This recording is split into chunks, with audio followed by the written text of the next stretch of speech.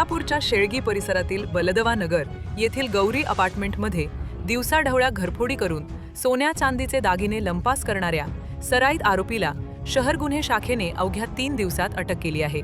पोलिसांनी आरोपीकडून 37 ग्रॅम सोन्याचे दागिने, 40 ग्रॅम चांदीचे दागिने आणि घरफोडीसाठी वापरलेली कटावणी असा एकूण 2,08,200 रुपयांचा मुद्देमाल जप्त केला। 24 ते 26 जून दरम्यान बंद घराचे कुलूप तोडून ही चोरी करण्यात आली होती। या प्रकरणी जोडभावी पेठ पोलीस ठाण्यात गुन्हा दाखल होताच शहर गुन्हे शाखेने तपास सुरू केला।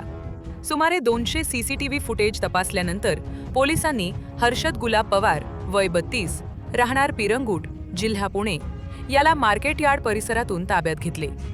चौकशी दरम्यान त्याने गुन्ह्याची कबुली दिली।